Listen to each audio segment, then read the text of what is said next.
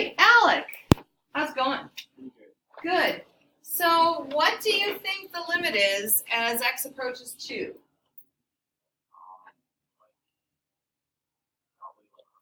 It is 4. Beautiful. What makes you think it's 4?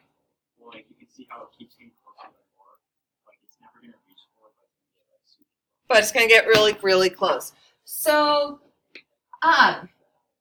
were you looking at the x values or the y values to come up with the number 4? I was looking at both, I guess, like to see as the x gets smaller, I was looking at the y. Okay. So the x's get closer to 2. So as the x's get closer to 2, the y's get closer to 4, right? Okay. So that's from the left-hand side. Now, why would I say that this is as x approaches 2 from the left-hand side, Ari? Why do you think I'm saying for this side that the x values approach 2 from the left? How do I? Because it's going like 1.999. And how do I know 1.999 is to the left of 2? There's another word that starts with the l sound. Because 1.99 is less than 2, right? Yeah. Think less, think left, right? So graphically, if we're talking graphically, the numbers that are to the left of some value are less than that value, right? We're talking about x values. Does that make sense?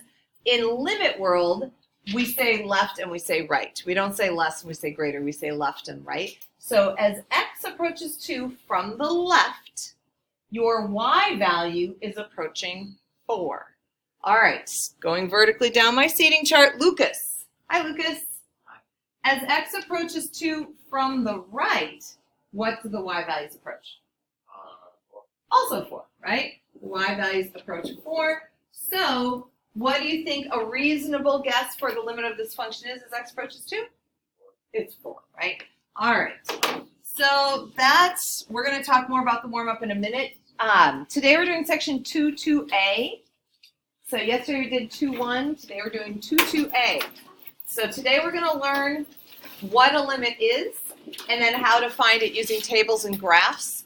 We're also going to learn a lot of notation. We're going to learn notation for limits, notation for left and right limits, a lot of stuff today. I will tell you as a quick announcement that the error message on your web assign about how it was going to expire in 2 weeks should be gone. So we actually had a couple students in first period pull it up and check, and it was gone. We put in a fix last night, so it should be good.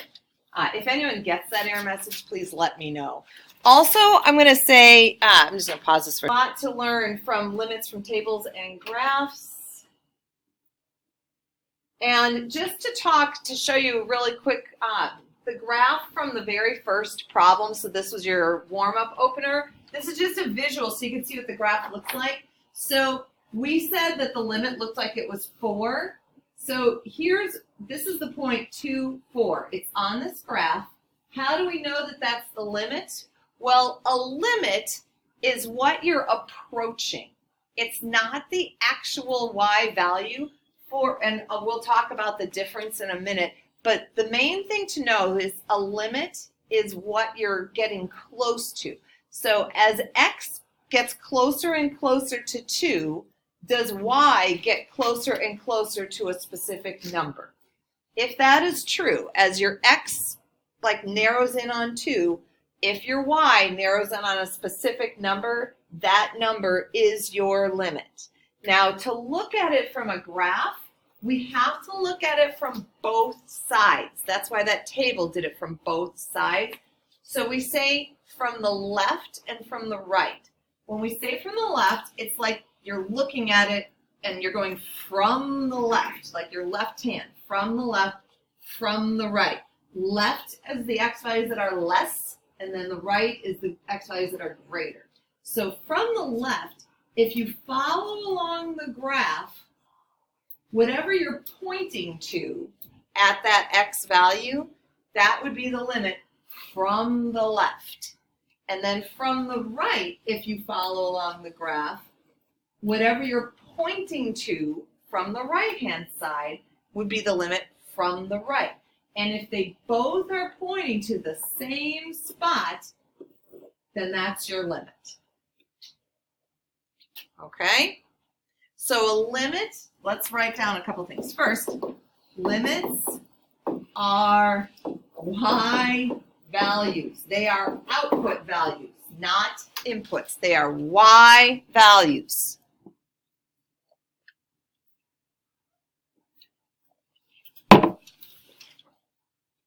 And they are the y values that the function is approaching as x approaches an x value. And we'll get into that lingo in just a minute. Today you're going to have a lot of notation to write.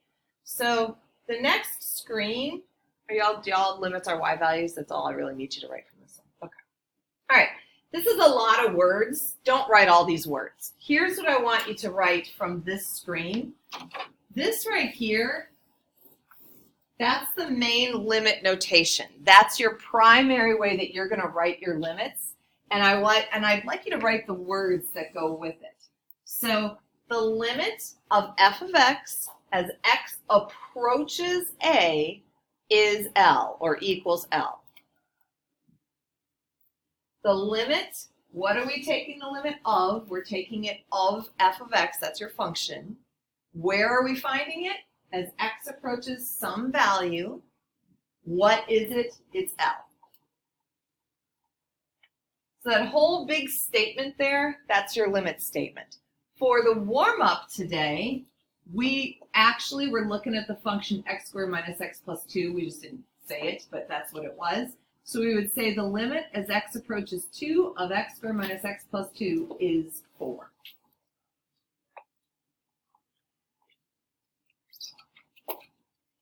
If your function has a name, like f of x or g of x or whatever, you can just put the name in this spot.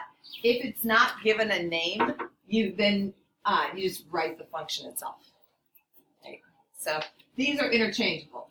Just like when we say, like if I say, hey, f of x is x squared minus x plus 2. I've just stated that these two things are equal. Since they're equal, I can use them interchangeably, right? I can write this or I can write this, like either one, they're both the same. So in this spot, I can either use the name or the function itself. Okay. There is one other type of notation that comes up in some textbooks from time to time, and it's this notation. I never use this notation. It's just not my habit. And the College Board really doesn't use this notation that often either.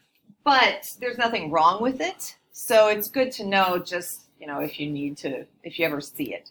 So what is it saying? It's saying, hey, it's kind of doing it backwards. It's saying, hey, the limit is approaching L as x is approaching this number.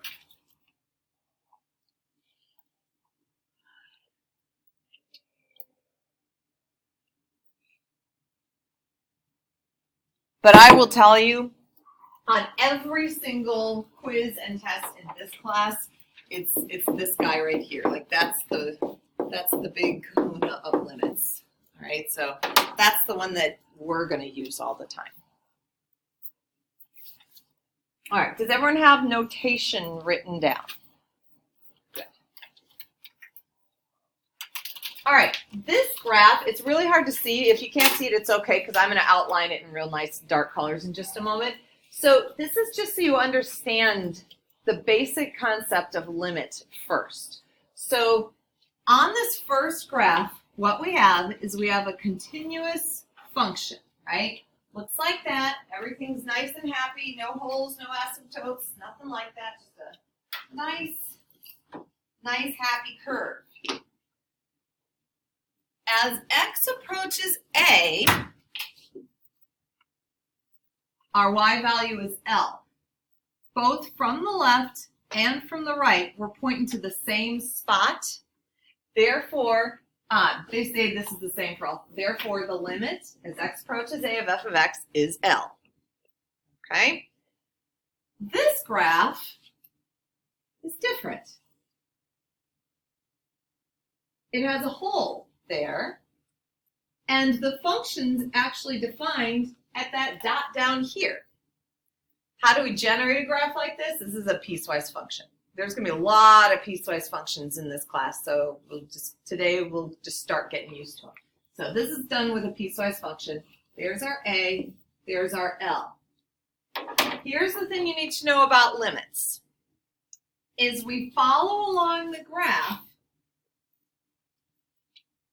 we're not pointing to the dot, we're pointing to L, right? And if we follow along the graph from the right, we're not pointing to the dot, we're pointing to L. The limit of this graph is still L, has nothing to do with where the dot is. Limits are what are you approaching as x approaches the number. So it's not the function value necessarily. It can be, but it doesn't have to be. It's where are you pointing to as x approaches the number. And I want you to write this down. Limits follow the trend of the graph. They follow the trend of the graph.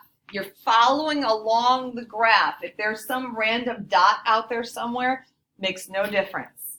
The trend of the graph that determines the limits. All right, last one.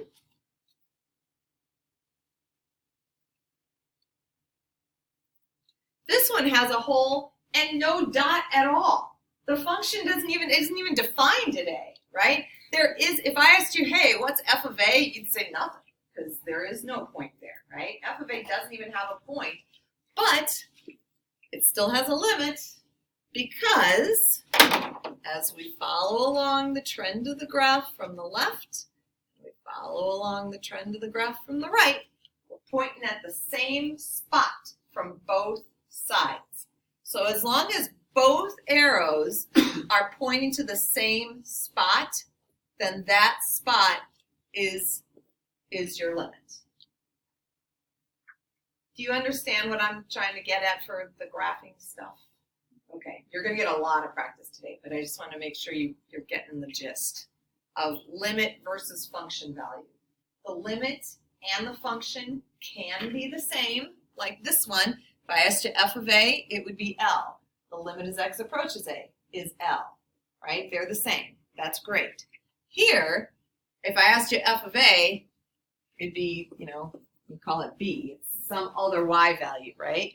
The limit is L. The function value is B. They're not the same. Doesn't matter. And here, f of A is undefined, doesn't even have an answer, but the limit is still L.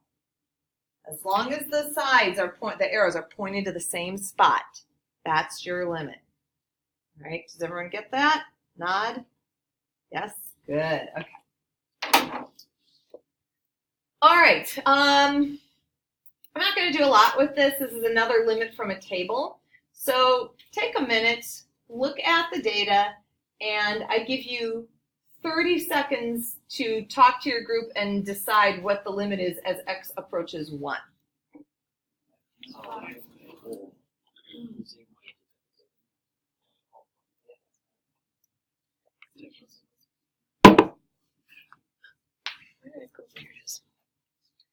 All right, Tyler, what'd your group say?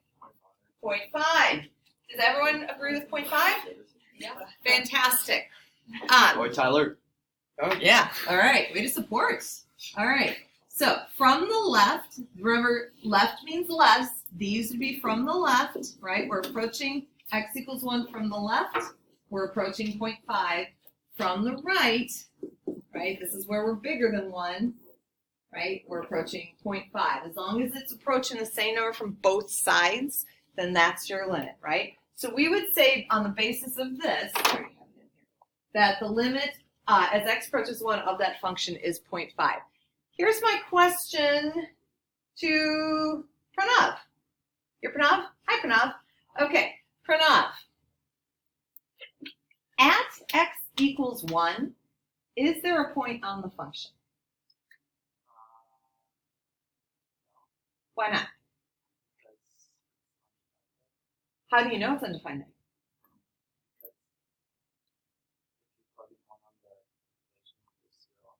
Yes, very good. Fantastic. Did you guys all hear that? Okay, So if we plug in a 1 to the equation, we're dividing by 0. Dividing by 0 is bad, right? Okay, so we know that there's no point on the graph at 1. So here's my next question. All right. Wait, I didn't write it phonetically on this page, but I think I can remember. All right. Tweetian? Tweetian? Tweetian. Okay. Tweetian. Tweetian. All right, Tweetian. Don't be afraid to ask for help if you need this, if you need help, all right? At x equals 1, is there a hole or an asymptote?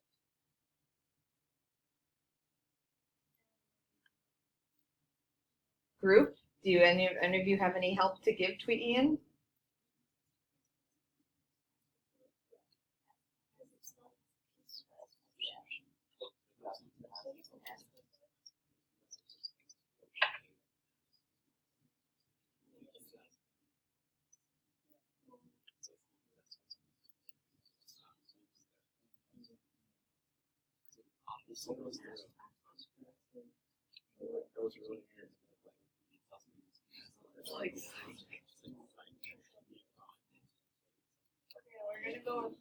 You're going with whole? Yeah.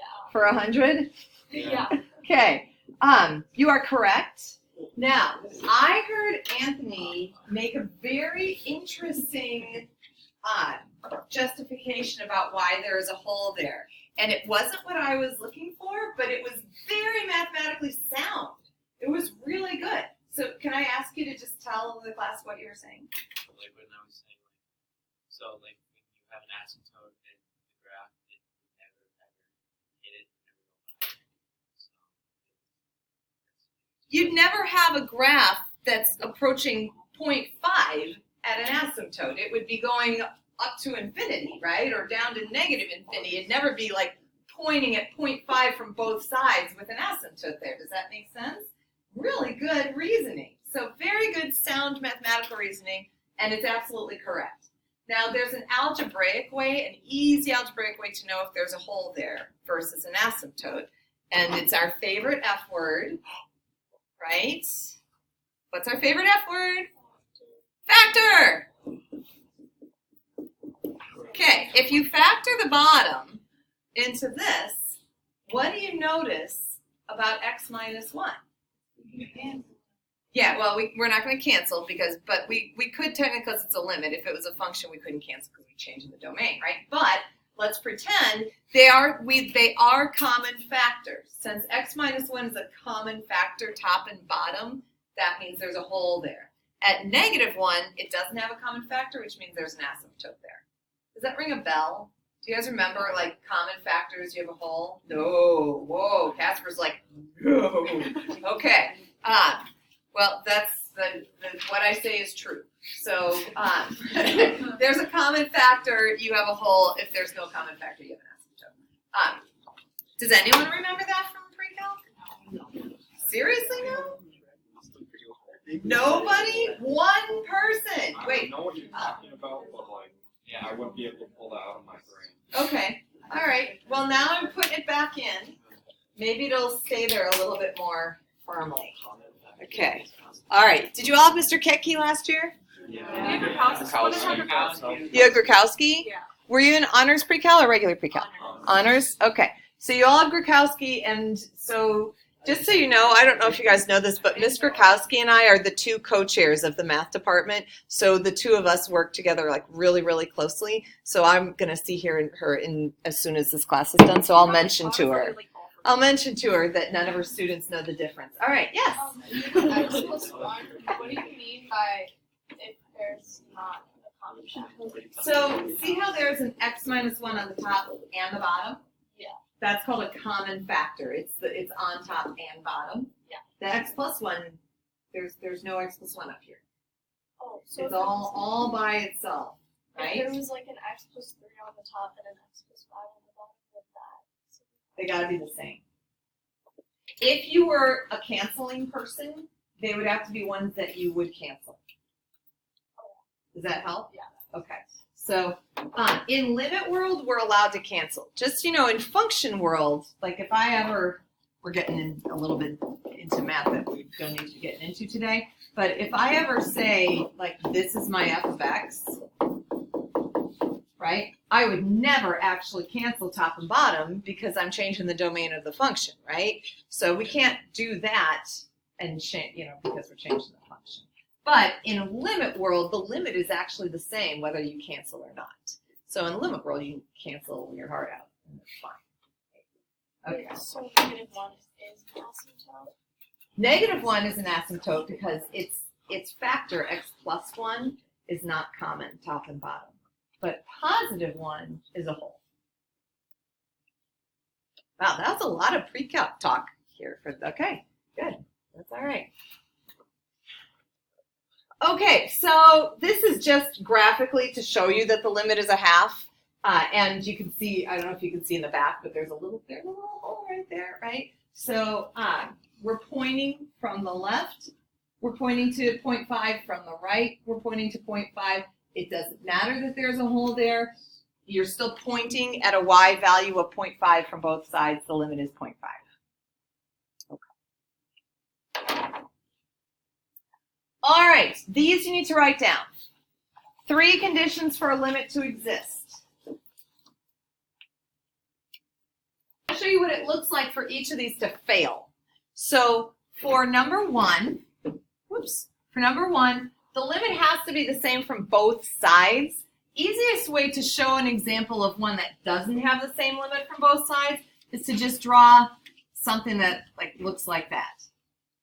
That would be like a typical piecewise function where it's like some function as x approaches 1 from the left, and then it's some function for all the values less than 1, and then it's some other function for all the values bigger than 1.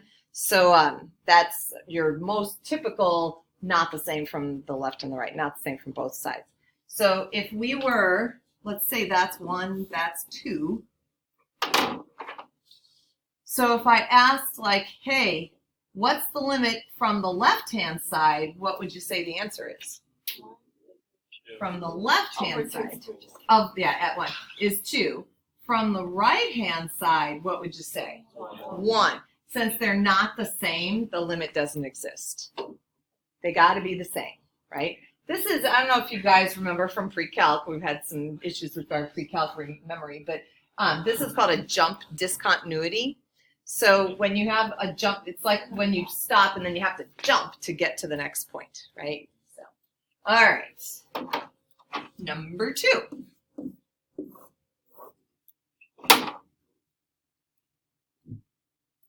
Okay, going vertically down. Gavin. Hi. Hi. This is called the Cartesian coordinate plane. Anyone, do you know the mathematician that it's named after? Why is it called the Cartesian coordinate plane? Probably Cartesian. Okay, you're close. It has cart in the name. Nope. Anyone? Anyone? Yes? Is it like the complex plane? No. This is just the regular real number plane. The mathematician is René Descartes. Anyone heard of Descartes? He's famous for a saying. Anyone know his famous words? Yes, Casper. Isn't it like, I think, therefore I am? I think, therefore I am. Yeah. The story goes that Descartes was sick a lot. And so because he had to spend his mornings laying in bed. And so he was in this military hospital thing, if I remember right, and it's been years since I read this story, so forgive me if my details are wrong. But they had a ceiling. Obviously, it wouldn't be the same as our drop ceilings of today, but it was kind of similar where it had a pattern on the ceiling, and he was laying there looking at it and kind of figured out the Cartesian, created the Cartesian coordinate plane while he was laying there in bed looking at the ceiling because he was sick. He was a sick guy. So anyway, Cartesian coordinate plane from René Descartes. So, Charles, is there a non-real number on the Cartesian coordinate plane, or is it all real numbers?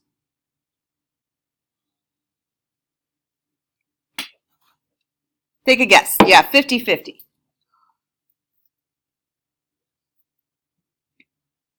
Okay. Is there is there a yes there are non-real numbers, or yes it's all real numbers? It's okay. It's okay to be wrong. I'm wrong all the time. The first one, there are non-real numbers. You know what? You can express a non-real number on the plane. Technically, there aren't any non-real numbers on this plane, but there is a way to imply a non-real number. Any ideas? Casper, anything you can think of that would imply a non-real number on your coordinate plane? Okay, that would be a non-real number. You guys, your brains go to imaginary as soon as you hear non-real, right? Okay. There's no imaginaries on here, and you're welcome. There's no imaginaries in calculus at all. So okay, yeah, everything's real numbers. Wait, I gotta look. Wait. Okay, Anisha. Yeah. Hi, Anisha. Hi. If it like approaches infinity. Beautiful. Okay, did you all hear that? Okay, that's your non-real number. So if you have a graph, left side's pointing up to infinity, right side's pointing up to infinity. Is infinity a number? No, it's a concept, right? Infinity is not a real number. So if your limit approaches infinity, technically your limit does not exist because it's not approaching a real number. All right. Now, little notation, if that's like the letter A, and say I call this function f of x, you can write that the limit is infinity because what you're saying is, hey, reader, this limit doesn't exist because the graph approaches infinity from both sides. So, and I would actually tell you that we require you, when a limit does approach infinity or negative infinity, we're going to make you write the infinity symbol. Just because it gives the person who's looking at it more information. So, yes, Luke? That's horizontal asymptotes, and it is so good you're thinking ahead. That's going to be a couple days from now. Okay. Yeah, very good. This guy, by the way, I'm going to call this A. The limit as x approaches A, let's call this function g of x just for fun. This totally doesn't exist. There's no number for it. You write D-N-E. D-N-E for does not exist. My first time I taught limits and I wrote the D-N-E, I had several students say, why is that limit 1? And I couldn't figure out why they were asking me why it was 1. And it was because my D looked a little bit like an O, and they thought I was like really saying 1 in like big capital letters. It's 1. It's not. It's the end. All right. Number 3. All right. With your hands, everybody show me with your hands what the graph of y equals sine x looks like in some way. Okay.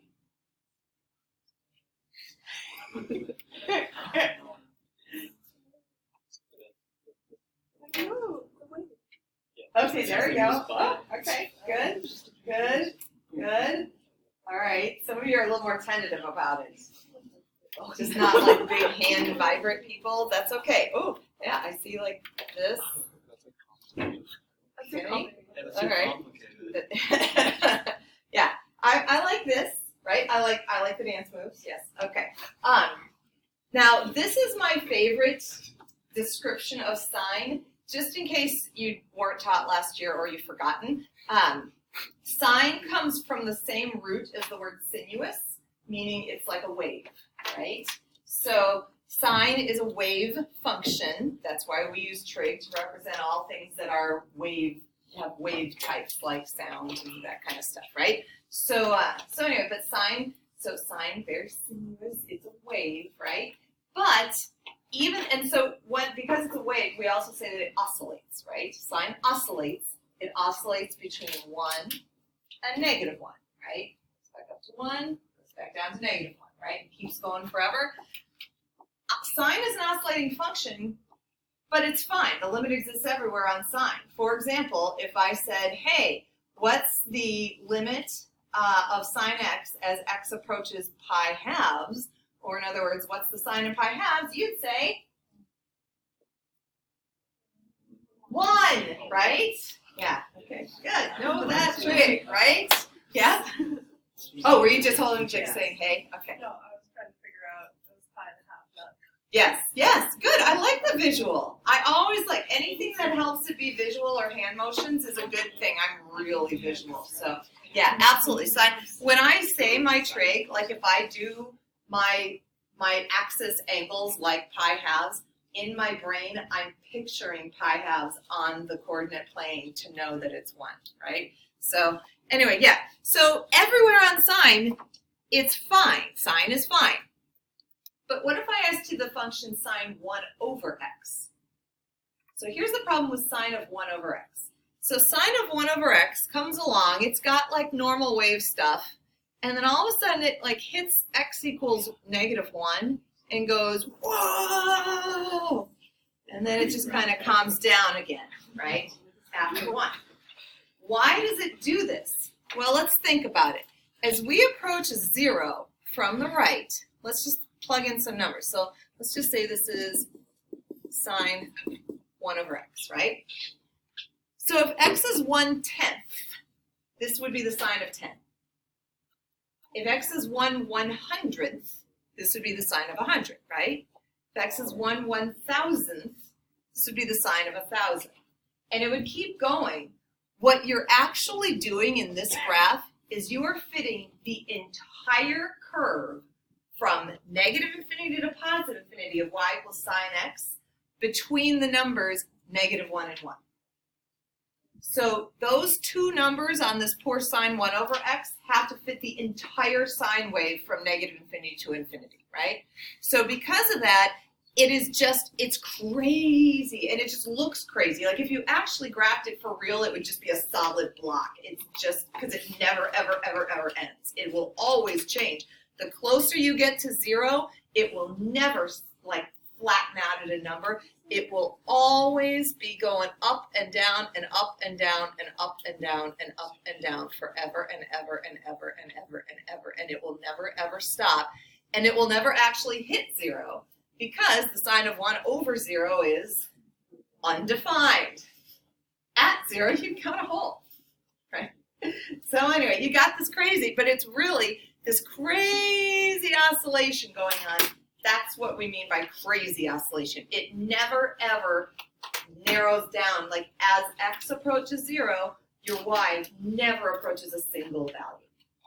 Okay? So we would say the limit as x approaches 0 of sine 1 over x does not exist. All right.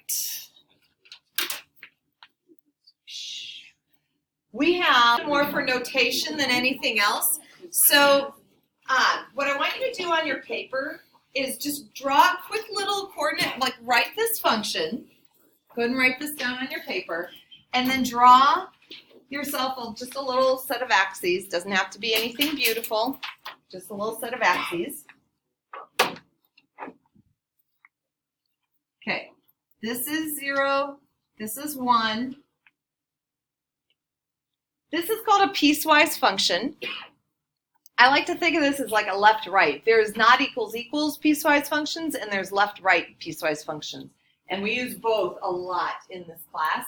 So for this lefty-righty piecewise function, what this is saying is, so this part, that's your input, and this part, that's your output. So in other words, it's saying, hey, when t is less than 0, graph the function y equals 0. So for all the t, think of this as like a tx. They did this with t's, not x's. So for all the t's to the left of 0, you should have the graph y equals 0. When t is greater than or equal to 0, you're going to graph the graph, there we go. Graph the function y equals 1. What kind of a graph is y equals 1? What does it look like? What kind of a line? Horizontal line, right? This is a horizontal line through y equals 0. This is a horizontal line through y equals 1. All right, so for all the t's to the left of 0, we are on the graph y equals 0. At 0, are we still on y equals 0? No. How do I indicate that? I put an open circle. Then at 1, we're on y equals 1. We put a closed circle because it's greater than or equal to, and then we're on y equals 1 the rest of the way. All right, we're going to use this graph to learn how to write limits from the left and limits from the right. So if I am approaching 0, if I'm approaching 0 from the left, so from the left, I'm pointing where 0 is, what y value am I pointing to? 0. And if you look up in your piecewise function, from the left of 0, right, left means less, from the left of 0, I'm pointing at 0. Right? My y is 0. So the way I write that is I write, so from the left, I'm just going to put a little note there. So the limit as t approaches 0 from the left, so I do a little exponent of a negative sign, that means from the left of h of t equals 0. So that little negative sign exponent means from the left.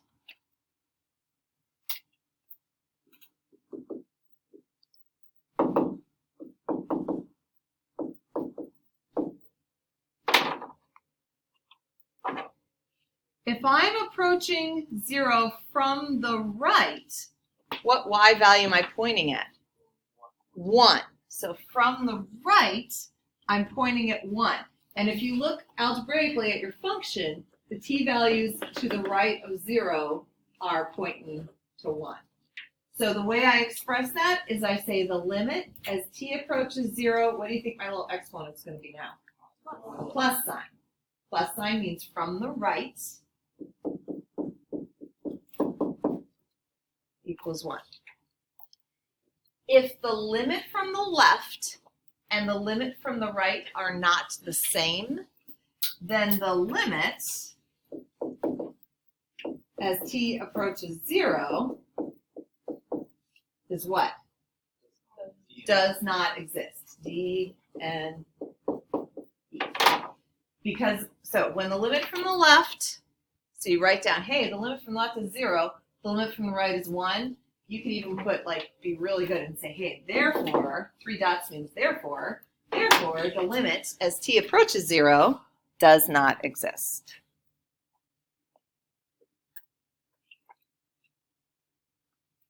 Okay, so exponent of a minus means from the left, exponent of a plus means from the right. All right, now we get into the fun examples.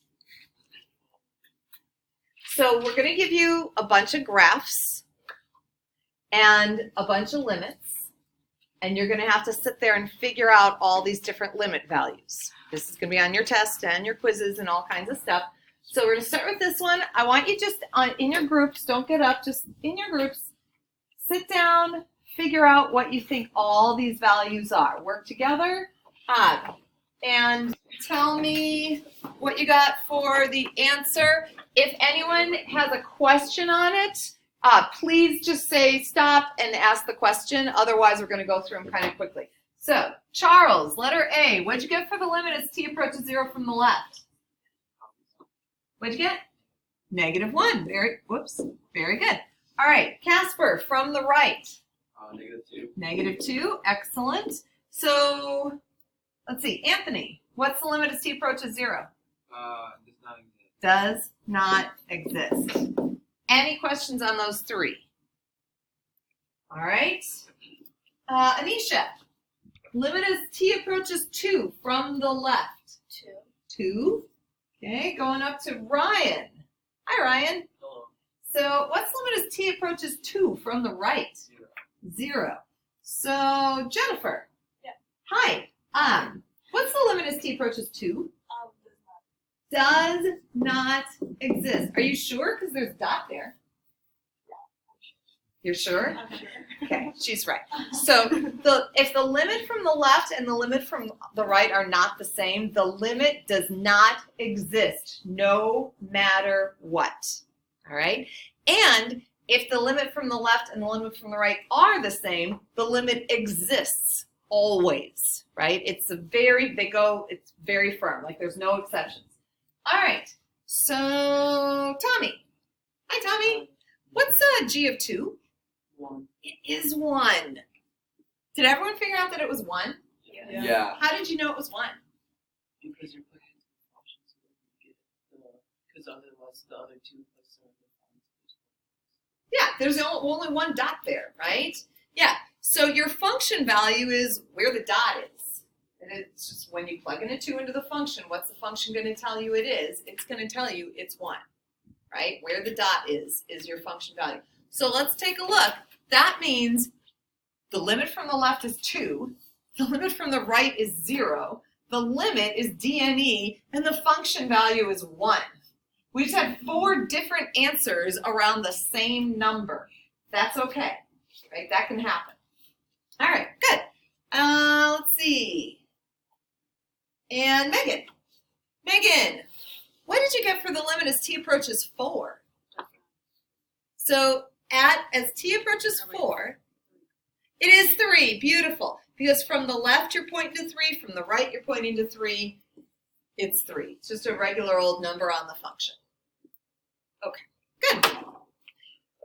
So this one, I know my answer keys. Okay. I want you guys to take, I'm going to pause. Luke, are you ready? Yes. All right, what is the limit as x approaches -3?